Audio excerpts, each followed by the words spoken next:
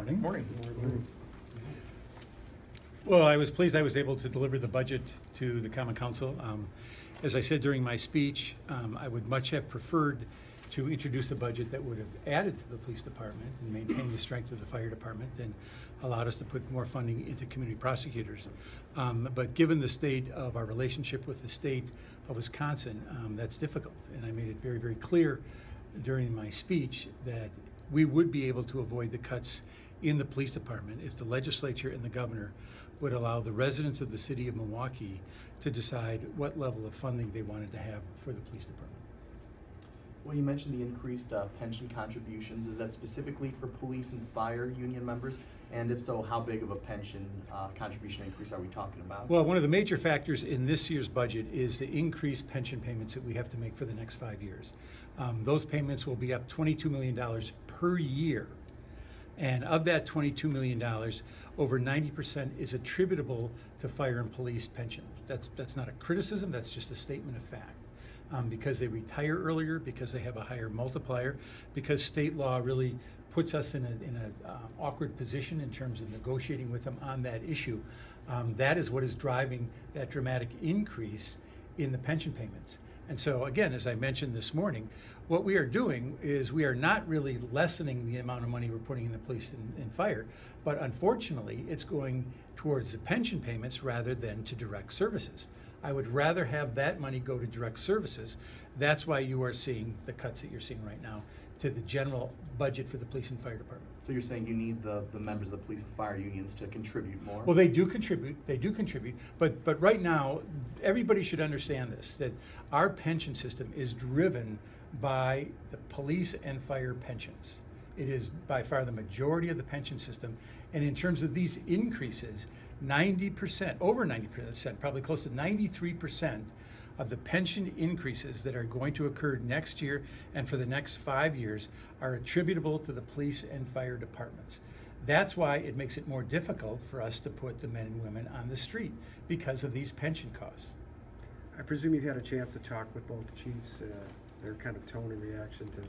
Oh, I don't think anybody is happy with what's going on right now, but all of this can be avoided. That's the ironic part of this, is at a time when our contributions to the state of Wisconsin through increased income taxes and corporate taxes and sales taxes are helping the state coffers. We would like to have a partnership with the state. Now, our first choice obviously would be shared revenue. That's not going to happen. That's why I made it clear. I am not asking the state for more money. I'm not asking the state to increase the sales tax. I'm asking the state of Wisconsin, the governor and the legislature, to allow us to have a referendum here in the city of Milwaukee, just like they've had in Rhinelander, in Eagle River, in other cities and towns, in cities throughout the state of Wisconsin. But rather than have it go to tourism-related issues, we want it to go to public safety and crime prevention. And I think that's a far more compelling case to use these dollars for crime prevention and for public safety. What would you say to property owners who don't want to pay more taxes? Well, I don't want to pay more taxes. I'm a property taxpayer, and that's the point.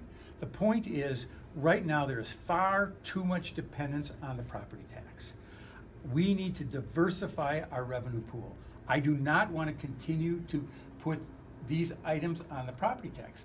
The sales tax allows us to have people who come to the city, whether they're from the suburbs or where they're from out of state or wherever they're from, to have them share with some of the costs that we bear here. And that's not unlike what you see in virtually every other major American city. We are an outlier because of the constraints that are placed on us as a city by state government in terms of our ability to raise revenue. That's what the Public Policy Forum has said. That's a completely independent organization. That's what I've said. That's what others who have looked at this have said. Milwaukee has handcuffs on it and is forced to rely, I think, too much on the property tax. That's what I'm trying to do. I'm trying to lessen the reliance on the property tax. What's the best part about this budget? The best part of this budget is our health care costs are going down $6.7 million next year. And we've continued to see a decrease in health care costs. And next year, again, we are anticipating it's going to be $6.7 million less. And I think that's in large part that I've now had both my hips replaced and I don't need any more major surgery. So next year you want to replace more lead service lines. Is there also any kind of emphasis on continuing to get rid of lead paint homes as well? Yes, yes, and that was one of the points that I made during the speech as well. Starting as a member of Congress, I really focused on getting dollars back here locally at that time for lead paint removal. Now we're continuing to focus on lead paint removal, but also on the lead service line. So now we're fighting the fight on two different fronts, but we have seen significant progress in the number of kids exposed in the lead paint situation. That has been a dramatic reduction. We want to see dramatic reductions in the kids that have the potential exposure for the lead service lines as well. Rate your options. Question. Streetcar opponents are obviously coming out saying that this budget shows that you shouldn't be investing any city money in the streetcar.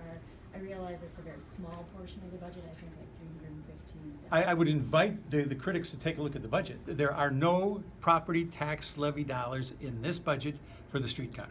What's your thoughts on the 7-year-old that was shot last night? It underscores two things. It underscores why we have our Office of Violence Prevention. We had members of that office on the scene last night.